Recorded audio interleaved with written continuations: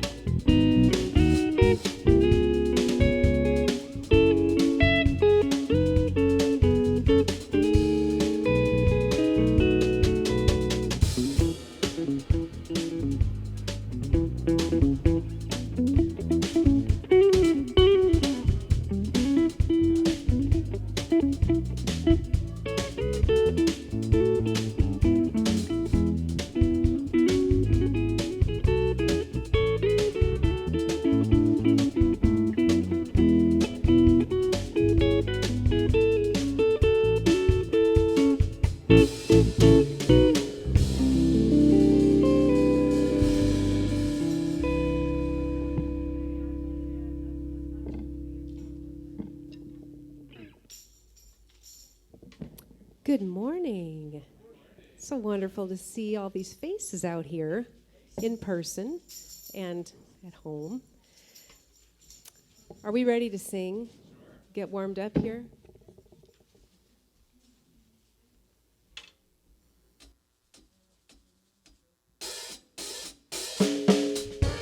Invite you to stand up. You feeling it? We come together.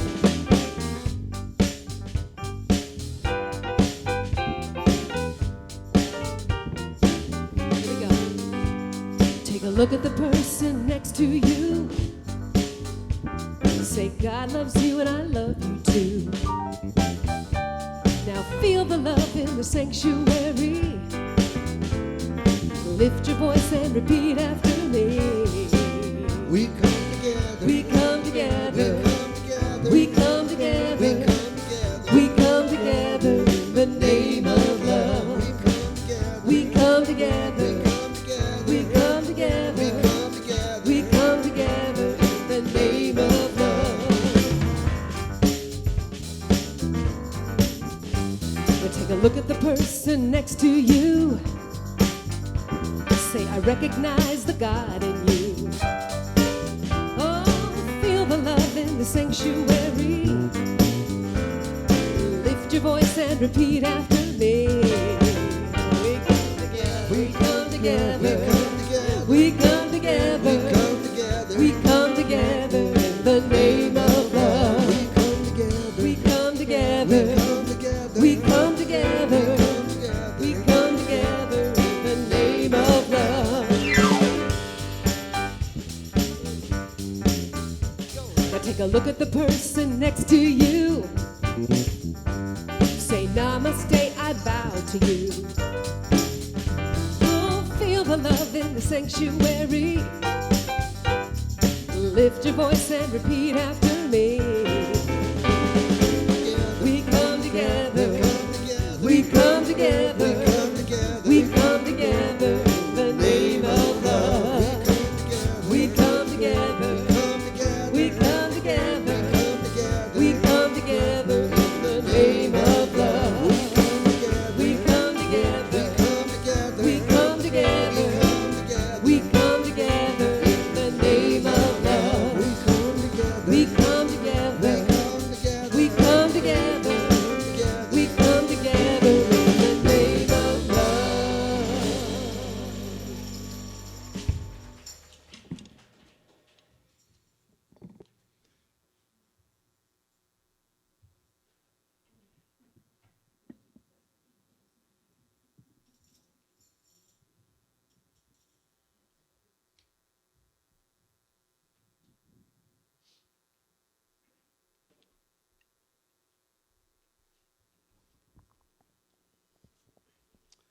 Welcome, friends, to the Portland Center for Spiritual Living and to our celebration service.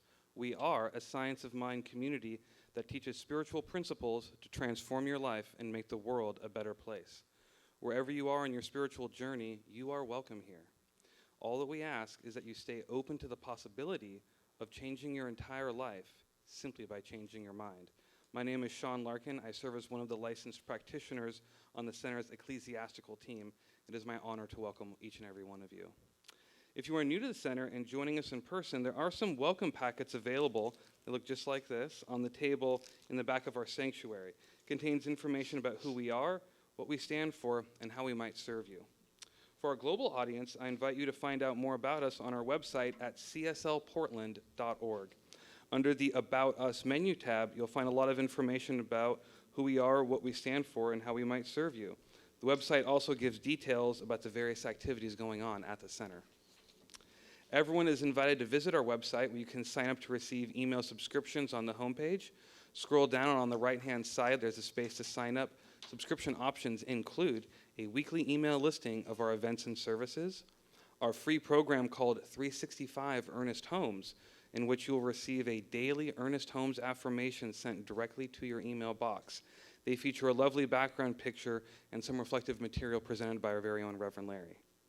You can also enter your birthday to receive an e-card and gift on that special day. I'd like to highlight several announcements about some activities going on. Our Sunday service is here in person at the center and on Facebook Live at 11 a.m. Pacific Standard Time. Our services are also presented on YouTube and via podcast. This Wednesday, November 24th, we'll be having our gratitude service called Voices of Gratitude.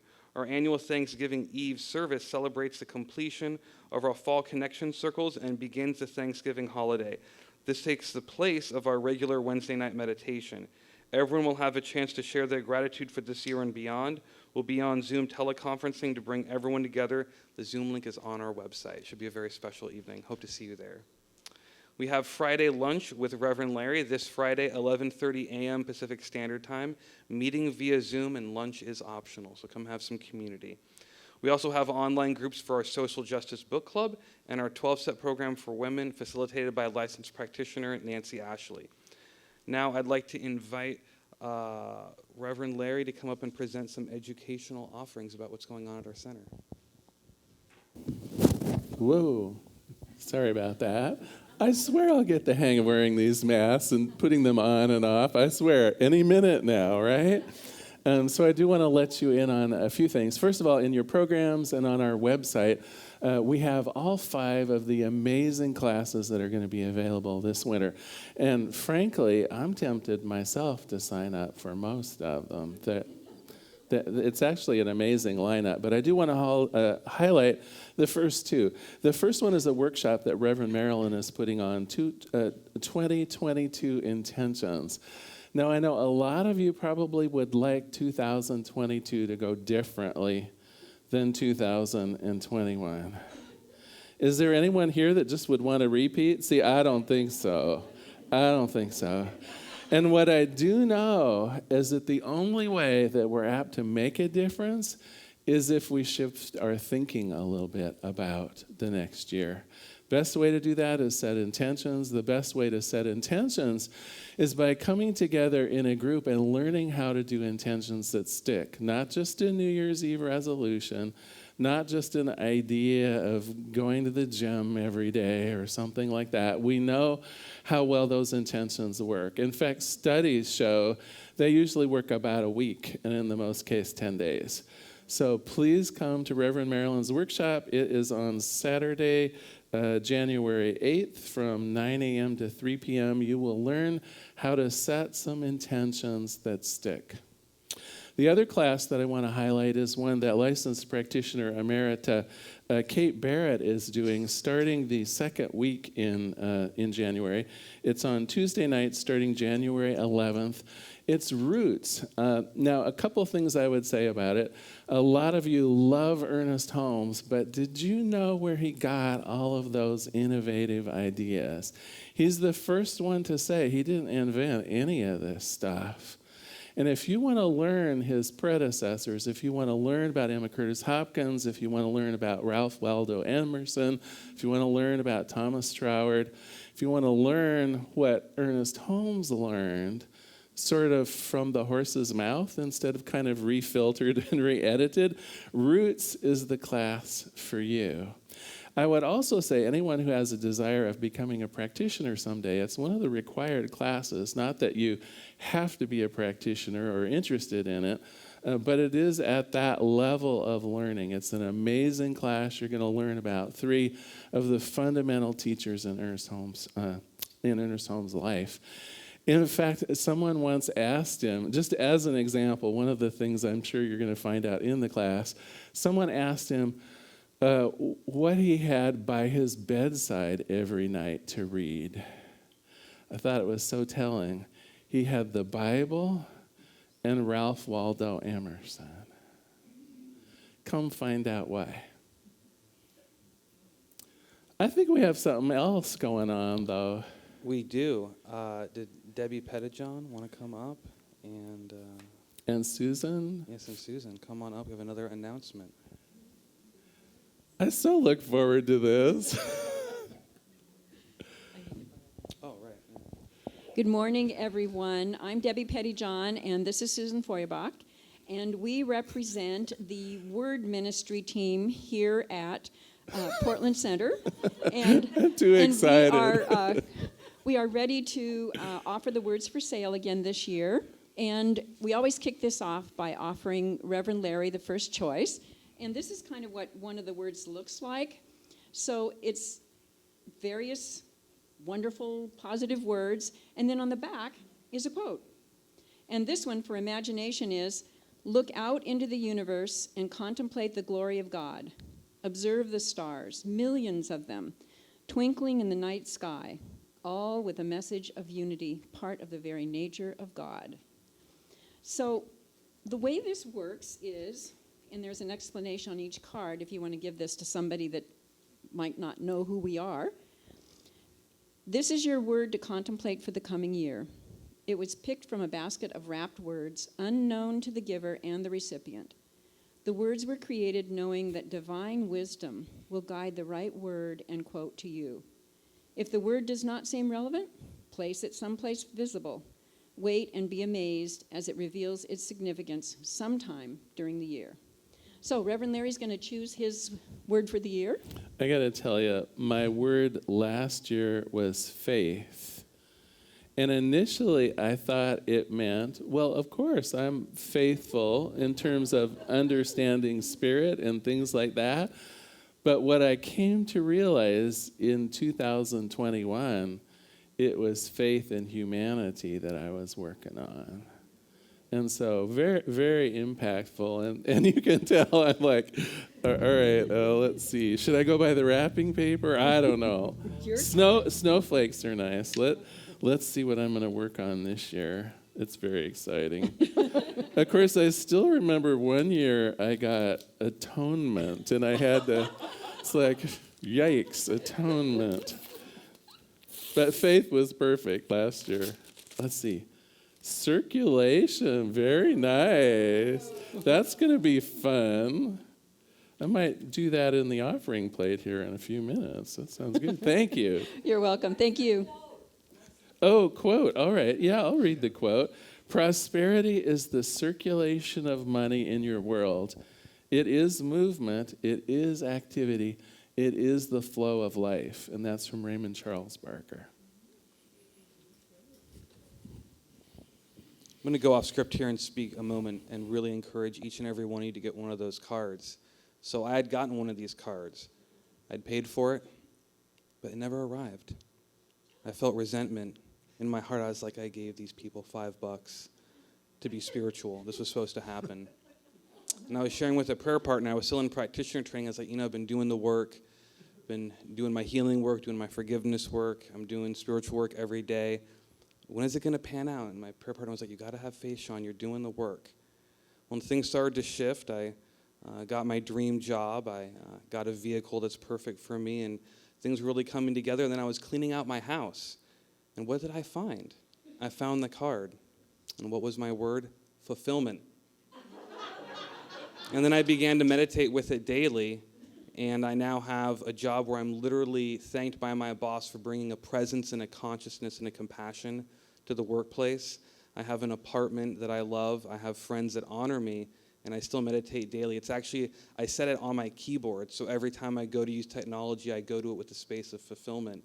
I've been blown away. I'm absolutely going to sign up for that, and I invite all of you. It's a special practice. So, all right, back to the script. Okay, do we have any more announcements? I think we're good on that. All right, getting back here. Yes, as always, our flowers are courtesy of our very own Kat Jacobs. Beautiful, as always. Thank you so much. Beauty is a spiritual principle. All right, and so today our special music is provided by our very special guest, Lauri Jones. Always a blessing to have you. And, of course, featuring our friends band who are here week in, week out, spirit flowing through them. Music is actually one of the things that got me in here back all the time ago. So today's message is The Prosperous Heart by our own Reverend Larry. I'm going to invite you to sit back and relax because I know that somewhere between the music, the meditation, and the message is exactly what your heart came to receive.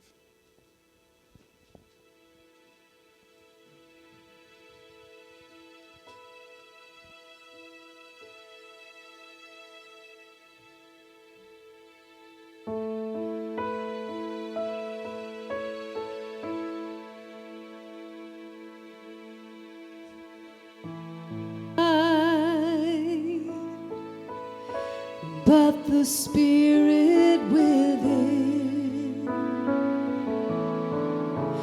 Who does these things I see before me?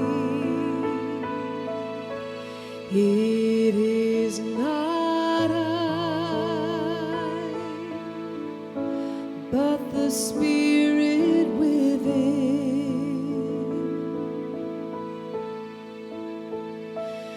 Oh, glory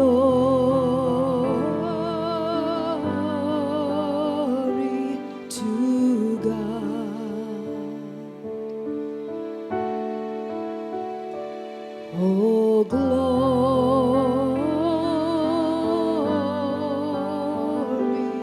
to God.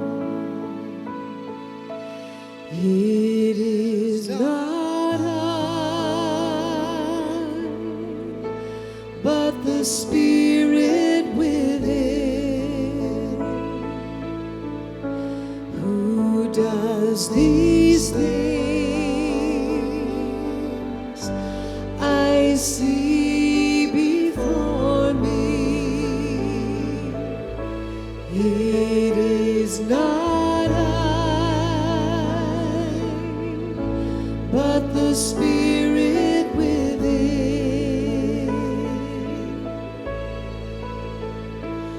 Oh, glory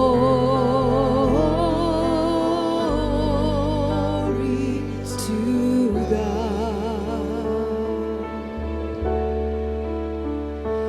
Oh, glory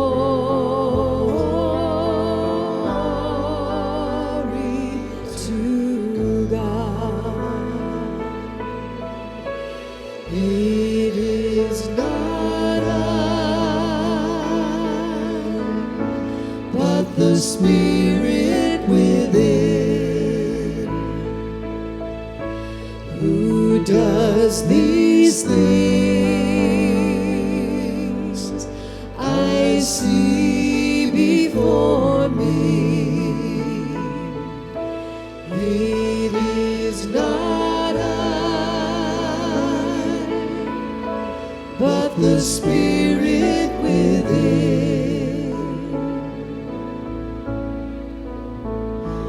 Oh, glory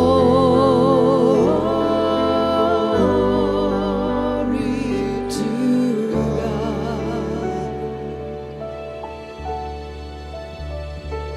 Oh, glory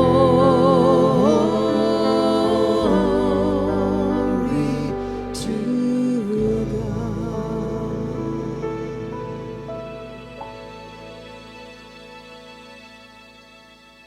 Yes, that Spirit within, the one Spirit that is all things, all energy, all love, all space, all time, all consciousness. It is this one thing that we choose to call God. I know that I'm a part of it. I know that everyone here in the sanctuary is a part of it. I know everyone listening to this prayer is a part of it. Even all our technology is a part of it. It's all one.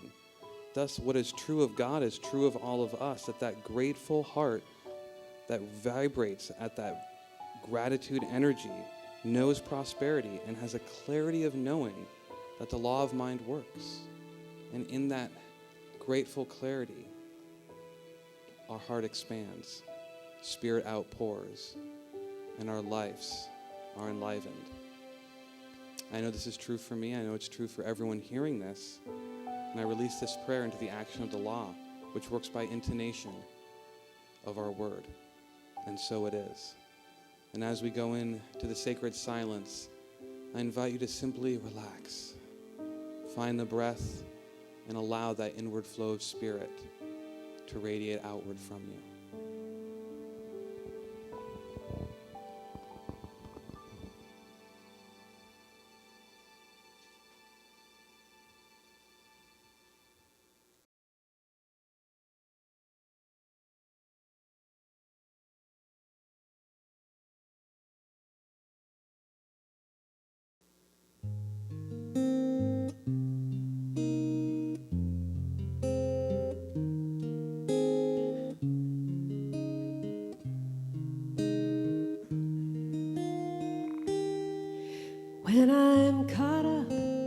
trying to move forward, trying so hard to find a better way. When my mind won't stop, when I'm beating myself up, I know it's time to stop and gently say, it's enough to feel the breeze on my face. It's enough to just breathe life. It's enough to know the love that's in my heart. And it's enough just looking in your eyes.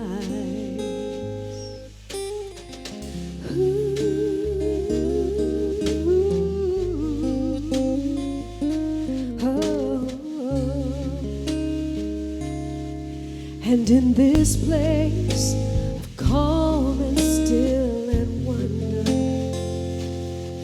life is magical again, and I am free. And I don't need to know just where or how to go. Right here, right now is all I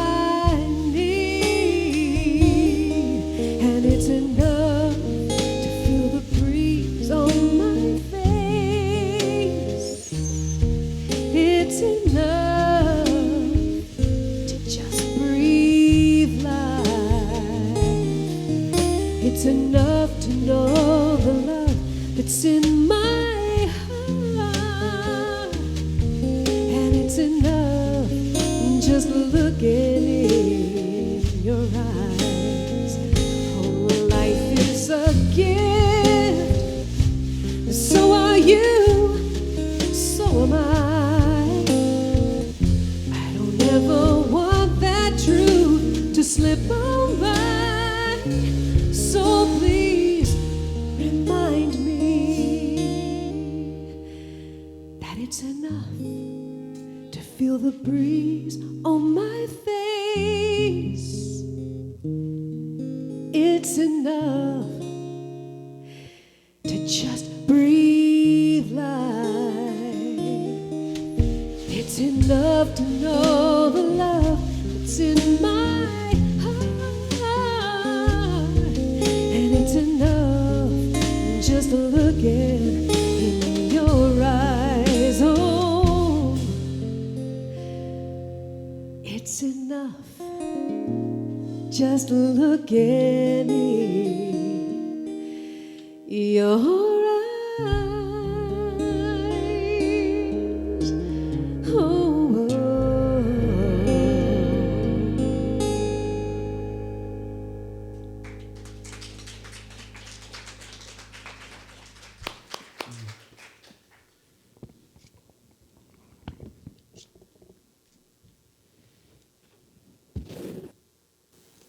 Happy Sunday, everyone.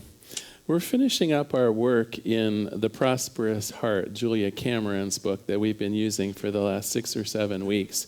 And I'd like to think that I saved the best for last. What I'm going to share with you today are the 2 key spiritual principles and the 2 key spiritual practices that have truly made my life abundant. I think where I want to start, though, is back at the very beginning of this month, where Julia Cameron helped us define what prosperity really was. You'll remember the very first week we dispelled some myths about prosperity, that it isn't just a number. It isn't some magic number in your bank account. It isn't some sense of living in the certain kind of house or in the best neighborhood.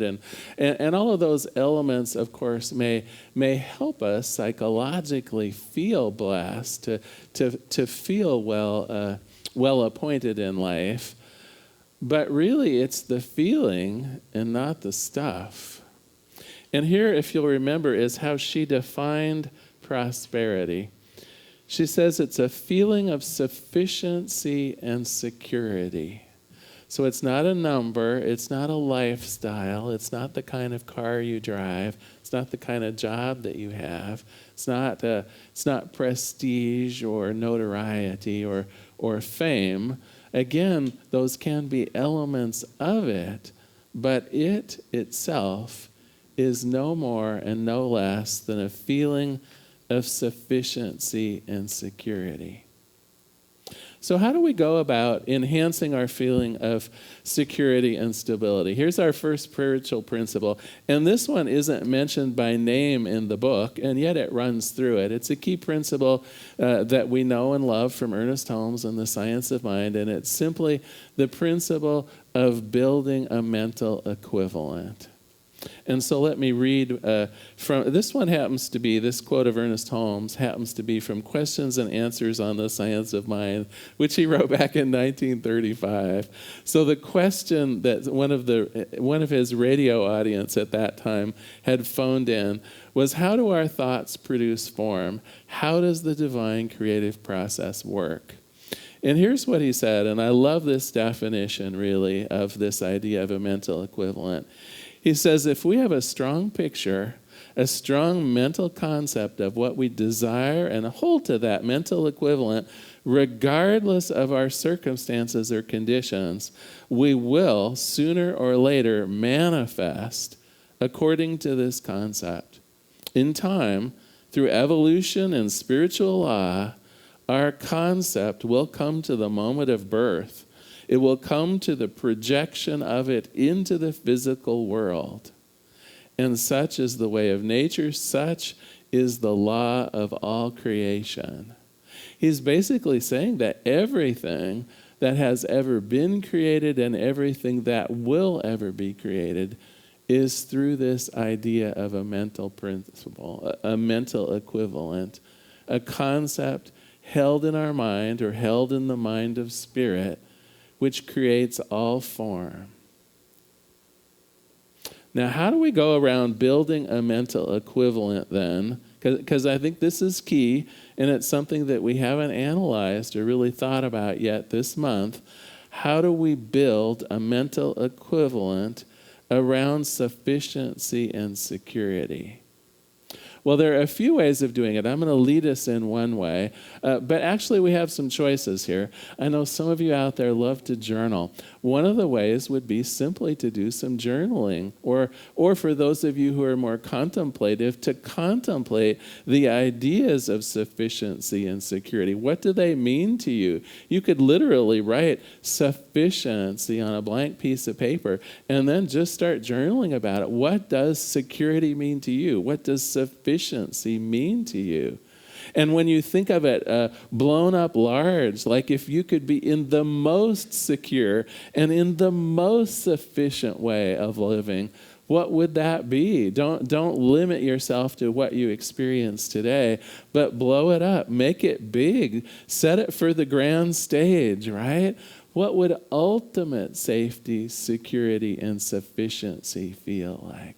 Because that is going to help you to feel prosperous and to build that mental equivalent of what prosperity is. True prosperity, not just a number in a checking account and not just a certain kind of car in the driveway.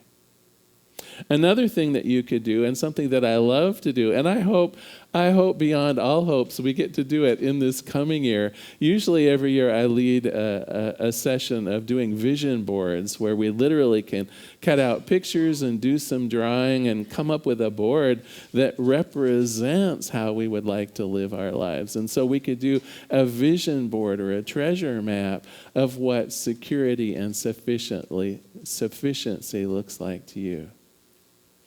But today, I think, in our limited amount of time and without magazines and some other things, I'd like to lead you in something a little different, another way of getting at this idea of security and sufficiency. And I'm going to tell you, I did this for myself not long ago. The idea is to picture a time in your life when you really felt sufficient, really felt secure, really felt as though the world were your oyster, that idea of everything going well. And what occurred to me when I contemplated that for myself was, I think I was about 8 years old, and one of my favorite relatives, my father's mother, Grandma King, often, my parents were kind of smart parents. Luckily, they settled in the town where both sets of grandparents were, right? Now, that actually is pretty smart because often they would get to have parents' night out. And often it would be Friday night, and I'd stay the whole weekend with one set of grandparents or another. And I can still remember how much I loved staying over at Grandma King's house. Not only was she the better cook of the grandmothers, which appealed, of course, to my young self, but I always had chores there, and there was something about participating in the family that was fun. I remember I always got to mow the lawn for Grandpa, and for Grandma, she still hung the laundry out, and Saturday was her washing day, and so if I stayed over Friday night, I got to help her actually put out the laundry in the yard on clotheslines, and it made me feel special. It made me feel as though I was contributing and giving. And then my reward on Sunday after church, she would take me for a ride in her Rambler American. And I gotta tell you, it was somehow the combination of working hard on Saturday and then having Sunday to be at church and to go for a ride with Grandma. And Grandpa wasn't allowed to. It made me feel extra special. But we would go for a ride. This was down in Newport, Oregon. The ride would usually end up at the beach. And it felt so luxurious. I was asked if I could ride in the back seat, right? It was like I was being chauffeured. And sometimes the sun shining in that car, I'd be asleep in the back seat until we'd get to the beach and she'd open the car and we would just have delightful fun. And I have to tell you, I never felt so secure, so safe, and yes, so rich. Think about it, the treat of it, the love of it, the perfection of it. And so when I'm building a mental equivalent today around my finances, around prosperity, again, I'm not contemplating numbers in my 401k. I'm contemplating how my life is like that, how I am carried through life. Oftentimes today, of course, who do I substitute for Grandma? It's Spirit itself. It is that ultimate benefactor, that ultimate giver that allows me to live my life in such graciousness, in such love, in such perfection. And what I know as I build up that mental equivalent of how my life is and how my life will be, it floods to me. Suddenly the 401k takes care of itself. The beautiful home is attracted to me. It's not through the acquisition of the stuff that I am blessed. It is through the understanding of my sufficiency. It's through the understanding that I am always blessed in God's grace. That's what brings the stuff, not the other way around. And so what I'd like to do today, if you're willing, is a little bit of a contemplation of our own as a group. If you're willing, please close your eyes. Just sit comfortably in your chair. And think of a time when you felt so completely supported. A time when really all of your needs were covered completely. A time when you felt like you were participating in life and where life was likewise participating and supporting you. Now, it may be back in childhood when you felt just so loved or supported. It might have been as a teenager or a young person when you had your first job or were starting out in a family. Each person will have a different time in their life when they felt that love, they felt that support, they felt their heart filled up with the goodness of life. But I'd like for a moment to use your mind to think back at that time. It might have been yesterday, and that's cool too. And just dwell in the feelings that go with that situation for a moment. Can you feel your heart just full of love, full of the knowledge that the universe is on your side? Secure in that sense of having enough and being enough. Now, half of building a mental equivalent is the feeling that goes with it. So you're already halfway there. Just feeling that sense of sufficiency. All is well. I am enough. I have enough.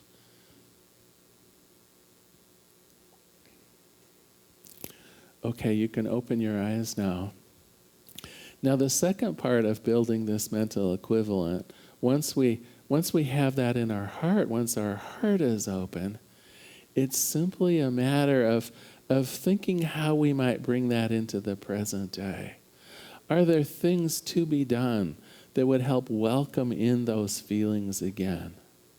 Are there responsibilities that don't really need to be part of your life anymore? Are there elements where you're feeling constriction? Is there things in your life that you're doing but your heart really isn't in it? Or things perhaps even that contradict your own sense of values? These are the kinds of things that stand in the way of that mental equivalent. And it's worth taking your time, again, either in contemplation or through journaling, to see what is preventing that particular feeling of sufficiency.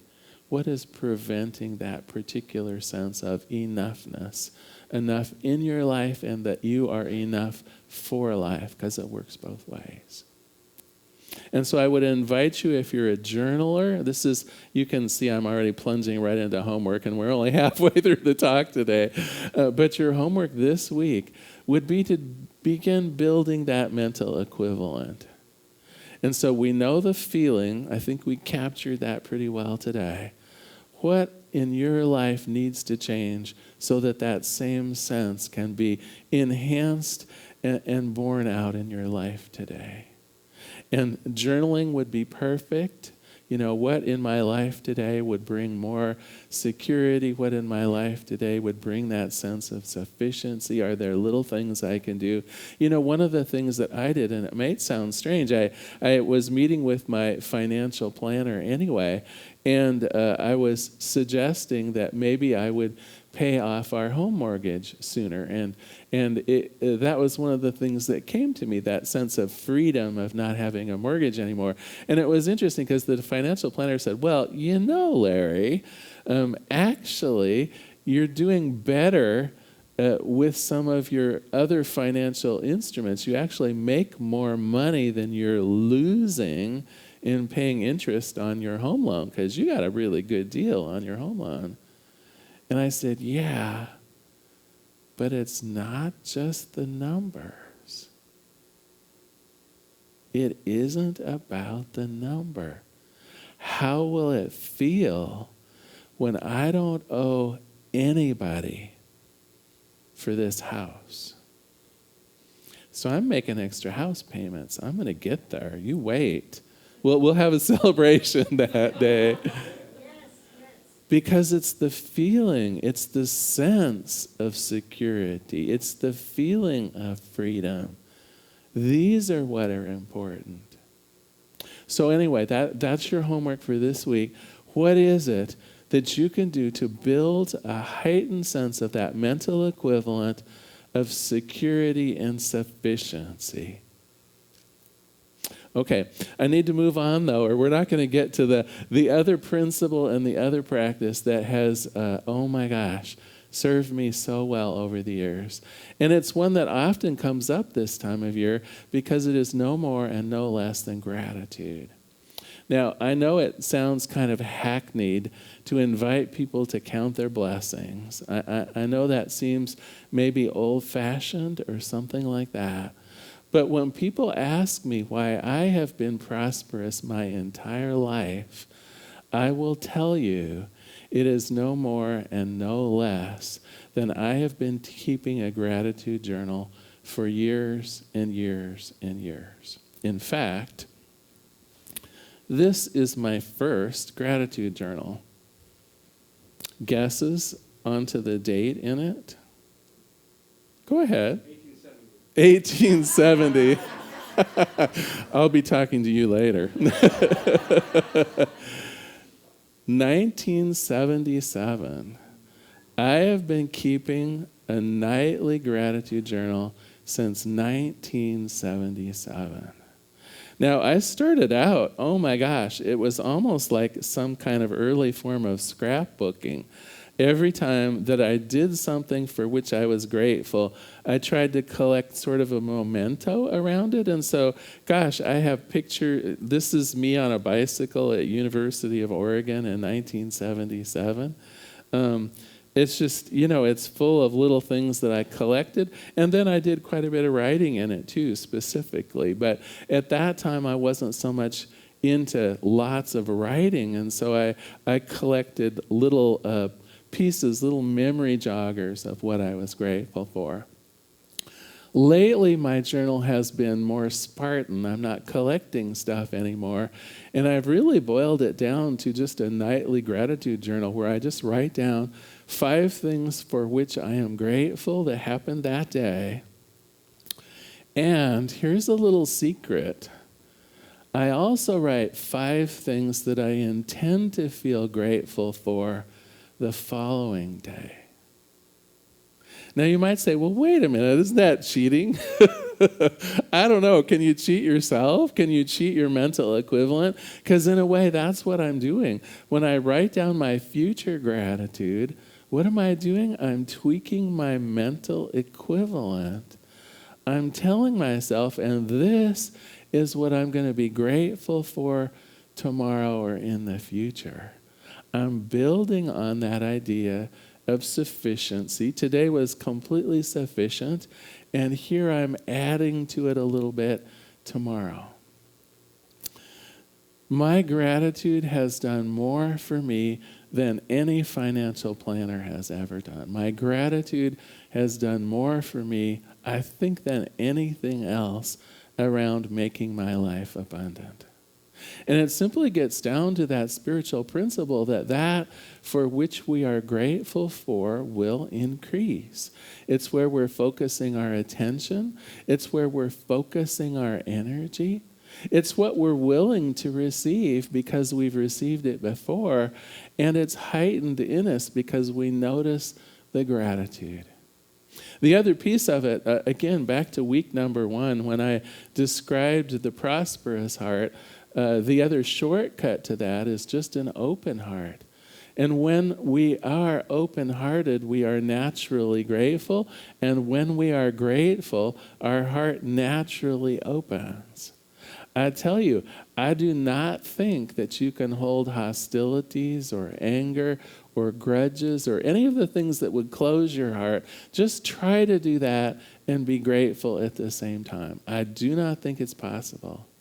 I absolutely do not think it's possible.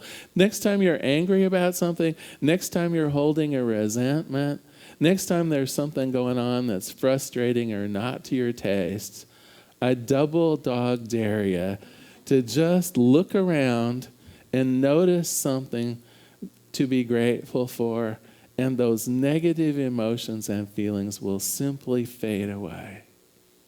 Next time you're just as PO'd as you can be, like look down at your dog or a picture of a loved one. You don't even have to look any further than your home, and recognize the gratitude for something in your life. And those negative feelings and emotions will begin fading just like that, because the open heart is ready to receive. Not to spew, not to get even, not to be angry. The open heart is is loving. The open heart is in the position of giving and receiving blessings. And it will simply not be possible for you to live in resentment or pain or anger.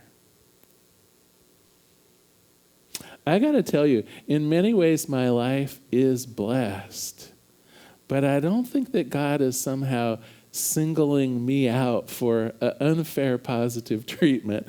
I'd like to think that some days, right? Wouldn't you like to figure that you were special in that way? But it's an investment you have to make in yourself. And it doesn't even necessarily need to take away from the specialness, because it's a specialness that you bestow on yourself. You are worth having the good life. And if you make an investment in yourself into gratitude and into a good mental equivalent of how your life should be, that's actually the only investment you need to make. But it is perhaps the most significant ones that I can think of.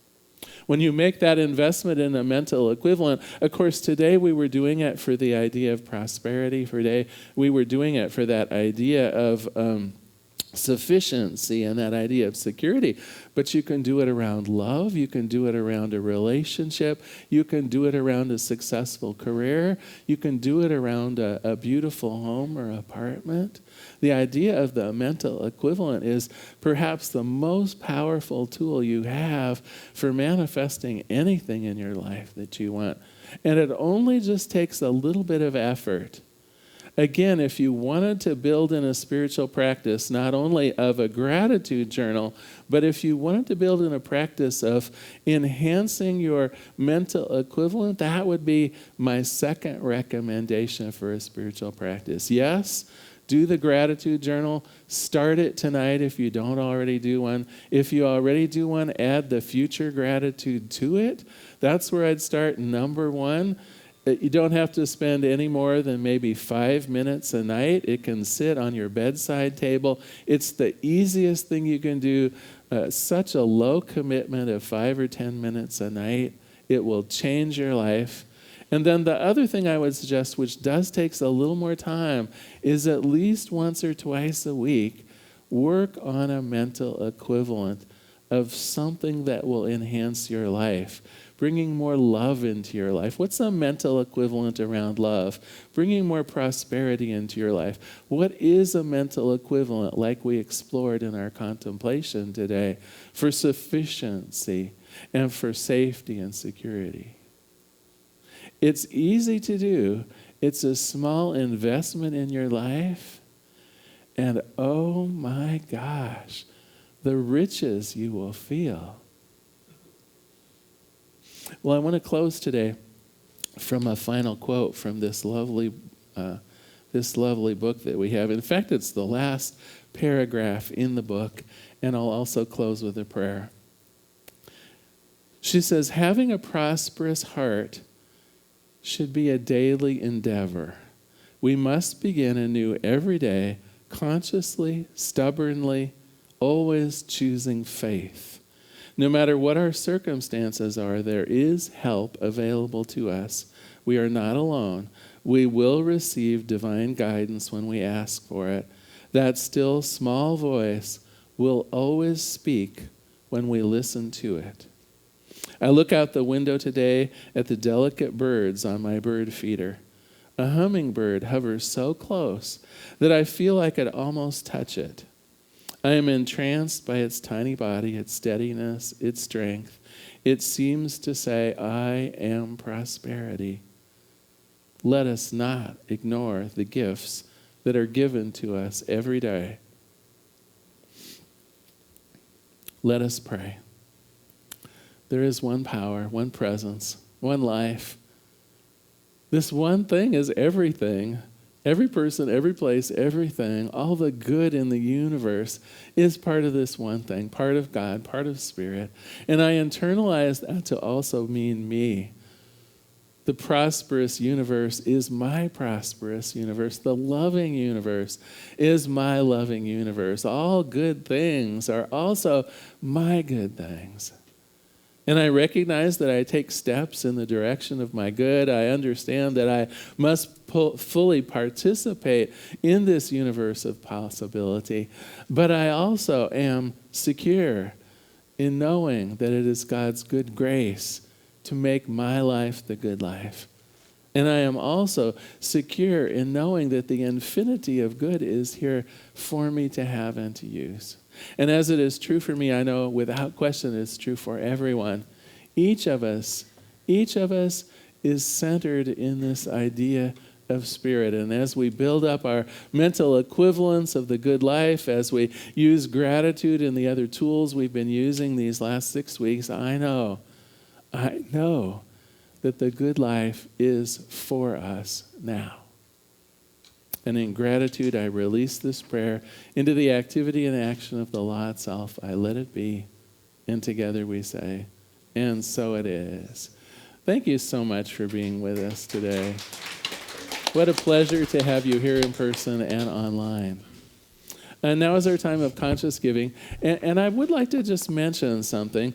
Those of you who attended our town hall meeting last week, I know we learned that throughout 2021, our giving has been down about 20%. And so it is my great honor to simply ask that you contemplate what CSL, what Portland Center for Spiritual Living means to you. I do get a joke that I want to share with you with regards to giving.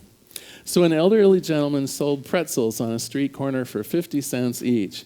Every day, a young businesswoman would exit her office at lunch, and as she passed the pretzel stand, she'd leave 2 quarters. But she never took a pretzel. This went on for nearly 5 years. Even though they never spoke, every day she'd leave 50 cents. They'd make eye contact.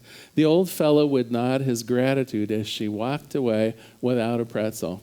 Finally, one day, as the businesswoman passed his stand and laid down the 2 quarters, the pretzel man flagged her down to speak. "Madam, I appreciate your business. Honestly, I am most grateful. But you do need to know something. The price of pretzels has gone up to 75 cents.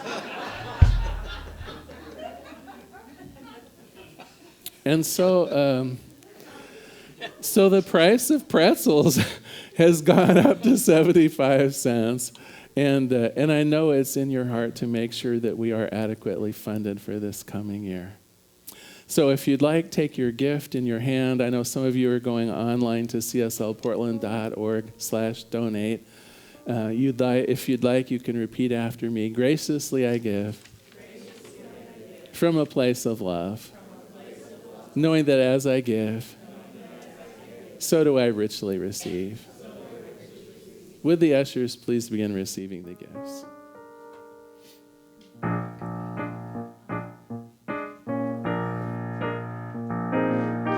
More than enough, more than enough, more than enough, more than enough, more, much more than enough, more than enough. I am more than enough.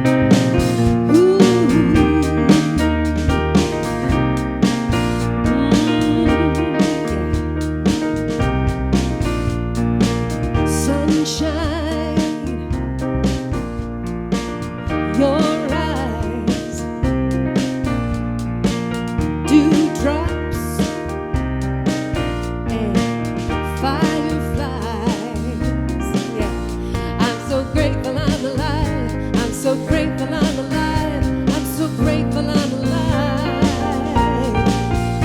I'm so grateful I'm alive. I'm so grateful I'm alive. I'm so grateful I'm alive. Oh, yeah.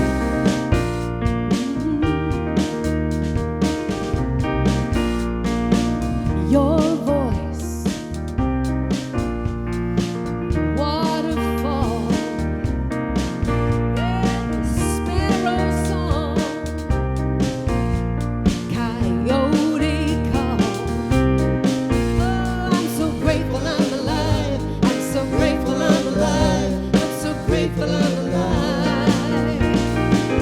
I'm so grateful I'm alive. I'm so grateful I'm alive. I'm so grateful I'm alive. Hey, yeah. Ooh. Your hug, your sweet, sweet kiss, holding hands in blind bliss. I'm so grateful I'm alive. I'm so grateful I'm alive. I'm so grateful I'm alive. I'm so grateful I'm alive. I'm so grateful I'm alive. I'm so grateful I'm alive. The shadows I conceal endeavor to reveal another part of me, embracing all that I receive. Yeah, yeah, yeah.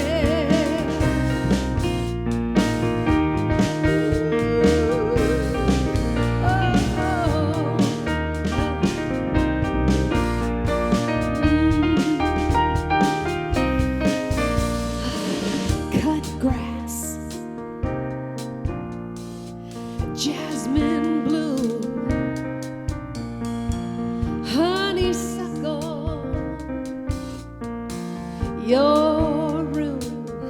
Yeah, I'm so grateful I'm alive. I'm so grateful I'm alive. I'm so grateful I'm alive.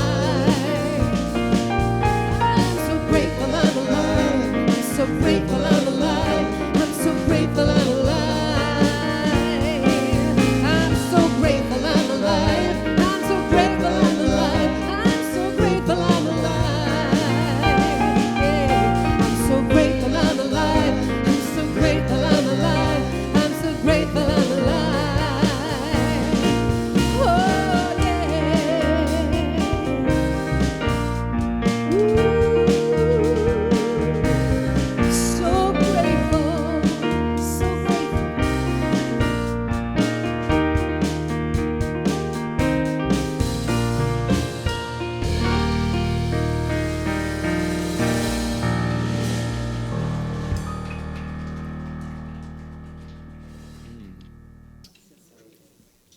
So just a couple reminders. First of all, today is our first day where you can buy the Word. You'll remember during our announcements, Debbie Pettijohn and Susan Feuerbach illustrated these wonderful things. In fact, I've got mine right here. I'm going to have to start thinking about circulation right away.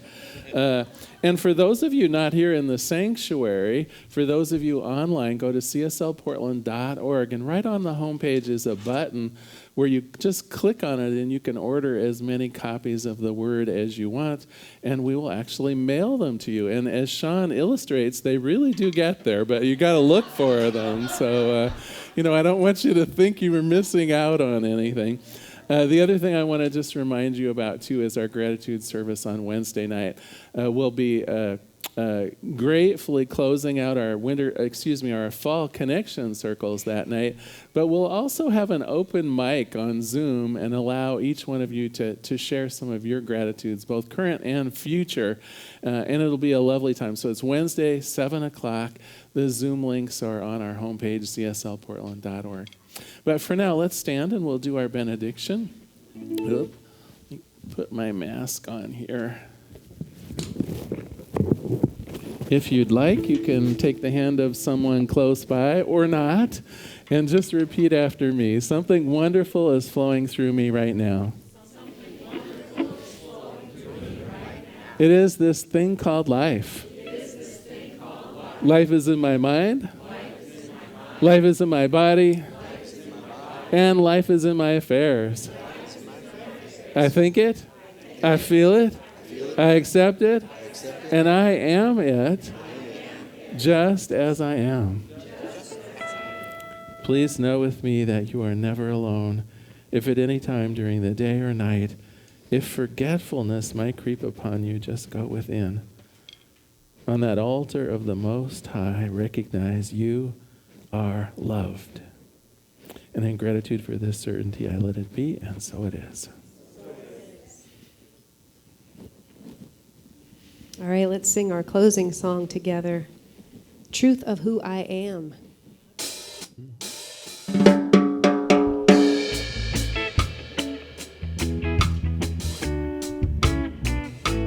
I am love, I am loving, I am love. I am love, I am loving, I am loved. It's the truth of who I am. If I forget, Spirit reminds me again. I am love, I am loving, I am loved. You are love, you are love, you are loving, you are love.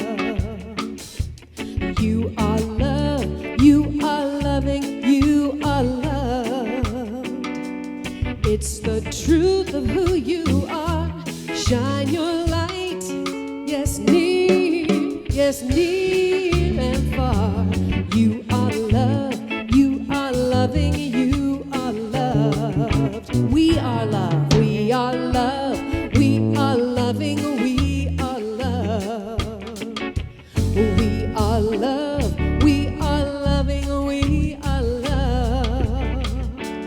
It's the truth of who we are. We'll shine our light, yes, near and far. We are love, we are loving, we are loved. You are love, you are love, you are loving, you are loved. I am love, I am loving, I am loved.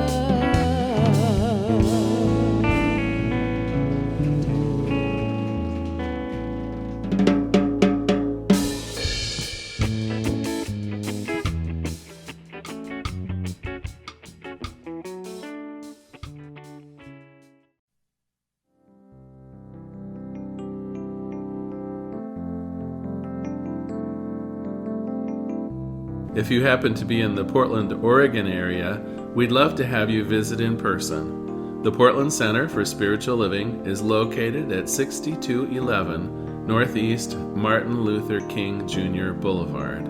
We have inspirational services at 9 a.m. and 11 a.m.